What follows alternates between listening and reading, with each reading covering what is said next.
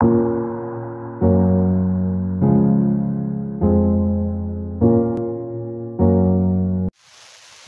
दोस्तों, आप सभी का स्वागत है आज की क्लास में। और आज की क्लास में हमारा टॉपिक रहेगा दोस्तों फ्यूचर इंडेफिनिट टेंस। आइए अपने टॉपिक फ्यूचर इंडेफिनिट टेंस को स्टार्ट करते हैं। तो देखिए, फ्यूचर का मतलब होता है भविष्य। आप सभी जानते हैं फ्यूचर का मतलब होता है भविष्य, और टेंस का मतलब होता है काल यानी समय, और इंडेफिनिट का मतलब होता है अनिश्चित, जिसके बारे में कोई निश्चितता नहीं होती है, अनिश्चित। तो यहाँ पर आप देख रहे हैं दोस्तों कि भविष्य काल में जब हमारा कार्य, जब हमारा एक्शन, भविष्य काल में जब हमारा एक्शन अनिश्चित होता है तो वहाँ पर हम फ्यूचर इंडेफिनिट टेंस का यूज़ करते हैं दोस्तों। यानी ये एक कल्पना होती है, हम फ्यूचर के बारे में कल्पना करते हैं अपने एक्शन के बारे में। तो वहाँ पर हिंदी रिकॉग्निशन क्या हो जाता है दोस्तों हमारा, तो यहाँ पर हिंदी रिकॉग्निशन होगा, फ्यूचर इंडेफिनिट टेंस की पहचान होती है, हिंदी पहचान, कि कोई भी हिंदी सेंटेंस होता है दोस्तों, और उस हिंदी सेंटेंस के एट लास्ट यदि बोला जाता है गा, गे, गी, तो ये पहचान होती है फ्यूचर इंडेफिनिट टेंस की, कि यदि किसी भी वाक्य के अंत में गा, गे, गी शब्द आता है तो वो वहाँ पर फ्यूचर इंडेफिनिट टेंस होता है।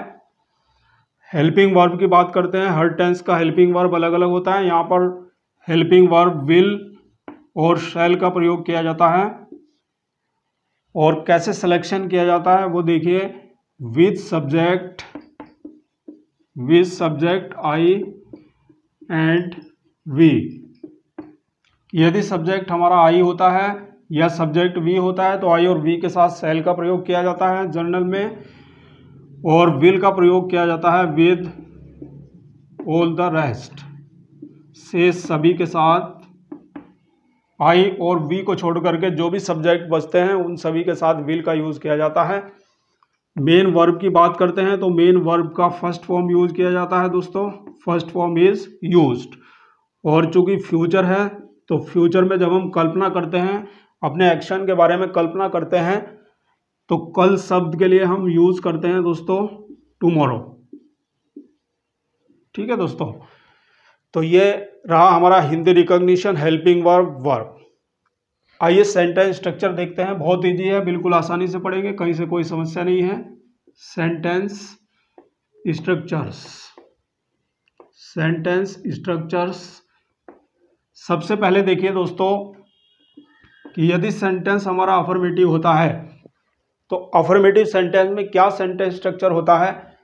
सबसे पहले सब्जेक्ट होता है, उसके बाद हमारा हेल्पिंग वर्ब आ जाता है विल या शैल, वो हमारे सब्जेक्ट के ऊपर डिपेंड करेगा। यदि सब्जेक्ट हमारा आई और वी है तब हम यहाँ पर लगाएंगे शैल, और यदि आई और वी नहीं है, कोई और अन्य सब्जेक्ट आता है, you, we, they, he, she, it, उन सभी के साथ लगाएंगे विल। वर्ब का फर्स्ट फॉर्म यूज किया जाएगा, देन ऑब्जेक्ट प्लस टाइम। तो ये रहा हमारा अफर्मेटिव सेंटेंस स्ट्रक्चर। बात करेंगे निगेटिव सेंटेंस स्ट्रक्चर की, तो निगेटिव में क्या होगा, हेल्पिंग वर्ब के बाद नोट लगाने से निगेटिव बन जाता है। किसी भी टेंस का वाक्य यदि आप निगेटिव बनाएंगे तो उसी टेंस की हेल्पिंग वर्ब के बाद नोट लगाने से निगेटिव बन जाता है। तो यहाँ पर हेल्पिंग वर्ब विल या शैल के बाद आप नोट लगाएंगे, बाकी सेम रहेगा, first form of the verb plus object plus time, कहीं से कोई समस्या नहीं है। सिंगल इंट्रोगेटिव बनाएंगे तो सिंगल इंट्रोगेटिव में सेंटेंस स्ट्रक्चर में क्या होता है, हेल्पिंग वर्ब जो है वो स्टार्टिंग में यूज की जाती है। तो यहाँ पर helping verb plus subject plus not plus first form of the verb plus object plus time plus question mark. Double interrogative sentence structure में स्टार्टिंग में क्वेश्चन वर्ड आ जाता है, बाकी सेम हमारा सिंगल इंट्रोगेटिव की तरह आएगा।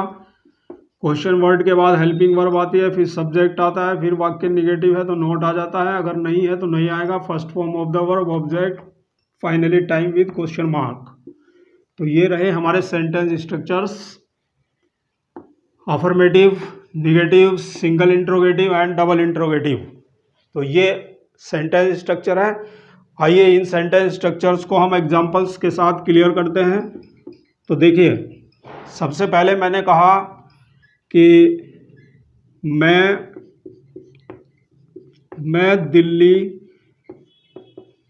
दिल्ली जाऊंगा। ये देखिए दोस्तों, यदि सेंटेंस के अंत में गा गे गी शब्द आता है तो ये हमारा फ्यूचर इंडेफिनिट टेंस होता है, यानी हम फ्यूचर में यानी अपने आने वाले समय में एक्शन की कल्पना करते हैं, और जो एक्शन की हम कल्पना कर रहे हैं वो एक्शन हमारा इंडेफिनिट है, हो भी सकता है नहीं भी हो सकता है। तो मैं दिल्ली जाऊंगा, ये समय के ऊपर डिपेंड करेगा कि जा पाऊंगा या नहीं जा पाऊंगा। ठीक है दोस्तों, तो मैं दिल्ली जाऊंगा तो क्या हो जाएगा, सब्जेक्ट लगाएंगे आई, और आई के साथ में क्या बताया है, हेल्पिंग वर्ब आई और वी के साथ में शैल का यूज किया जाता है। तो आई शैल गो टू दिल्ली, मैं दिल्ली जाऊंगा, तो ये हो जाता है हमारा अफर्मेटिव सेंटेंस स्ट्रक्चर। इसी तरह से मैंने कहा कि हम यह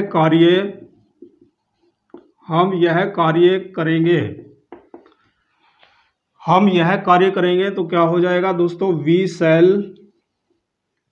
शैल डू दिस वर्क, हम यह कार्य करेंगे। तो आपने देखा कि यदि सब्जेक्ट हमारा आई है या वी है तो आई और वी के साथ हेल्पिंग वर्ब शैल का प्रयोग करना है, और आई और वी को छोड़ करके अन्य कोई सब्जेक्ट आता है तो वहां पर विल का यूज किया जाता है। जैसे हमने कहा कि वह खाना खाएगा, तो क्या हो जाएगा, he will eat the food, वह खाना खाएगा। इसी तरह मैंने कहा कि वे बाजार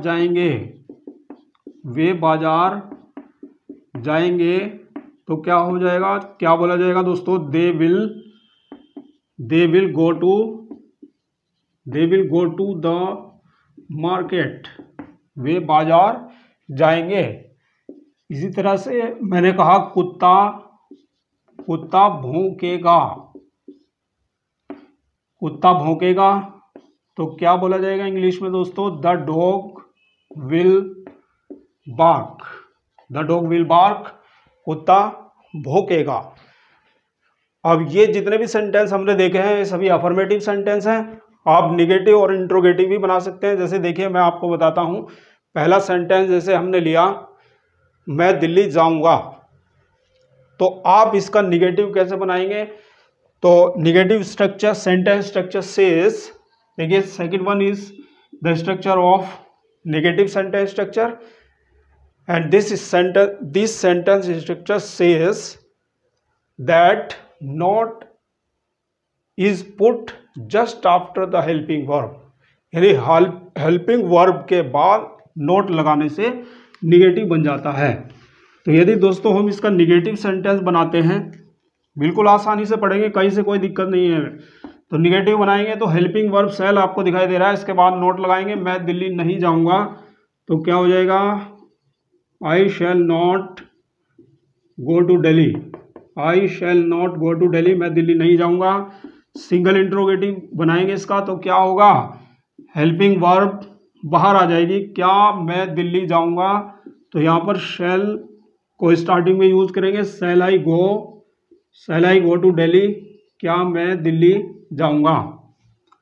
डबल इंट्रोगेटिव में भी इसी को बना देते हैं, क्वेश्चन वर्ड बीच में लगाते हैं, मैं दिल्ली कब जाऊंगा, ये कब क्वेश्चन वर्ड मैंने लगाया दोस्तों, तो इस कब क्वेश्चन वर्ड के लिए क्या लगाना है, व्हेन, तो यहाँ पर व्हेन यूज किया जाएगा, ये हमारा क्वेश्चन वर्ड आ जाता है व्हेन। बाकी सिंगल इंट्रोगेटिव सेंटेंस स्ट्रक्चर जो का जो रहेगा, when shall I go to Delhi, मैं दिल्ली कब जाऊंगा। तो ये कॉन्सेप्ट आपका क्लियर होना चाहिए। इस तरह से आप हजारों सेंटेंस बना सकते हैं दोस्तों। तो ये सेंटेंस स्ट्रक्चर आपका समझ आ गया होगा। आइए अब हम कुछ एक और एक्स्ट्रा रूल इसमें आता है फ्यूचर इंडेफिनिट टेंस में उस एक्स्ट्रा रूल को भी देख लेते हैं, रूल ऑफ डिटर्मिनेशन कहते हैं उसको। आइए एक बहुत ही इंपॉर्टेंट रूल को जान लेते हैं, पूरे फ्यूचर में ये वाला रूल कार्य करता है। तो रूल क्या है दोस्तों कि यदि हमारा सब्जेक्ट कोई प्रतिज्ञा करता है, यदि हमारा सब्जेक्ट कोई प्रतिज्ञा करता है या कोई वायदा करता है या हमारा सब्जेक्ट किसी को धमकी देता है, प्रतिज्ञा करता है, वायदा करता है या धमकी देता है, तो ऐसे में क्या करना होता है, ऐसे में हमें अपने हेल्पिंग वर्ब के स्थान बदलने होते हैं। यानी हेल्पिंग वर्ब हमारे पास विल या शैल होती है फ्यूचर इंडेफिनिट टेंस में, तो दोस्तों हम इनके स्थान बदल देते हैं, यानी इनका उल्टा उपयोग कर देते हैं। जहाँ पर शैल लगना है उसकी जगह विल लगा देते हैं और जहाँ पर विल लगना है वहाँ पर शैल लगा देते हैं। तो देखिए आई और वी के साथ में जनरल रूल में क्या लगता है, शैल लगता है, तो यहाँ पर आई और वी के साथ में आपको विल लगा देना है और बाकी शेष सभी के साथ में विल लगता है तो शेष सभी के साथ में आपको शैल लगा देना है। ये रूल हमें पढ़ना है, ये पूरे फ्यूचर में काम करता है। तो प्रतिज्ञा यानी डिटर्मिनेशन कहा जाता है, दृढ़ निश्चय भी आप इसको बोल सकते हैं, वायदा, प्रॉमिस, धमकी, थ्रेट।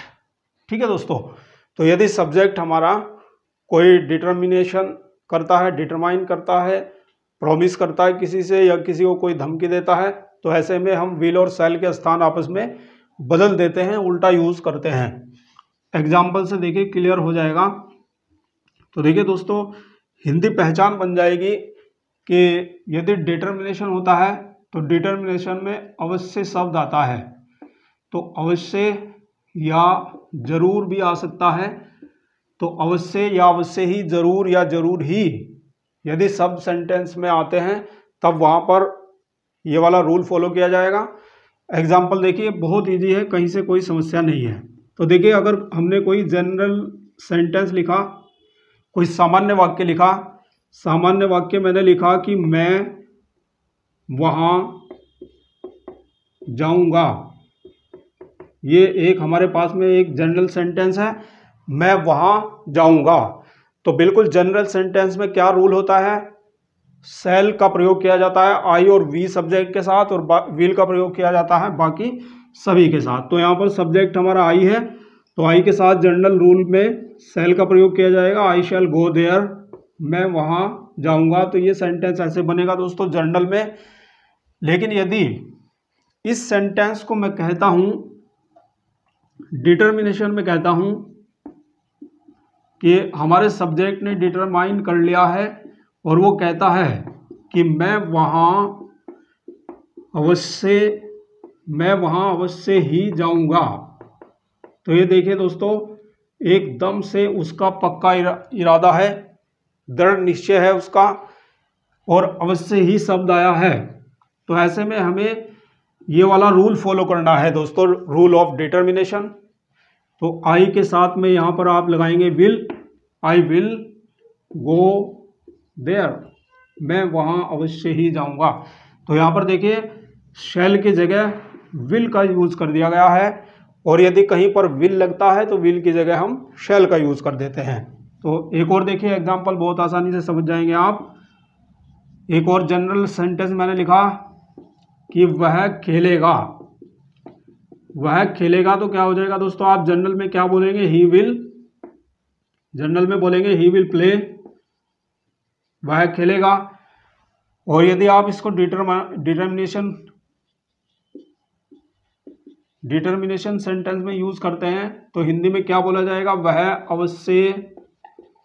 अवश्य ही खेलेगा, वह अवश्य ही खेलेगा। तो ये डिटर्मिनेशन है दोस्तों, अवश्य ही शब्द का यूज किया गया है।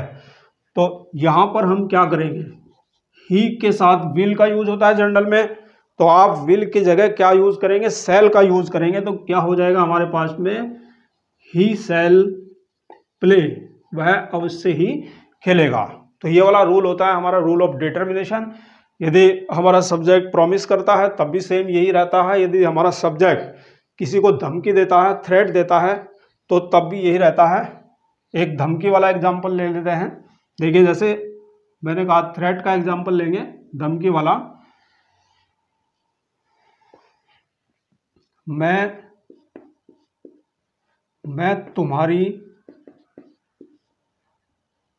तुम्हारी हत्या कर दूंगा। तो ये देखिए दोस्तों, यहाँ पर थ्रेट दी गई है, धमकी दी गई है, मैं तुम्हारी हत्या कर दूंगा। तो ऐसे में हम आई के साथ सेल का प्रयोग नहीं करेंगे, क्योंकि यहाँ पर ये धमकी है। तो यहाँ पर विल का यूज किया जाएगा दोस्तों। आई विल मर्डर यू, मैं आपकी हत्या कर दूंगा या मैं तुम्हारी हत्या कर दूंगा। ठीक है दोस्तों, तो ये बिल्कुल रूल आपका बहुत इजी है, कॉन्सेप्ट आपका क्लियर होना चाहिए। आप हजारों सेंटेंस बना सकते हैं इसी तरह से। तो मिलते हैं नेक्स्ट वीडियो में नेक्स्ट टेंस के साथ दोस्तों। Thank you very much for watching this video.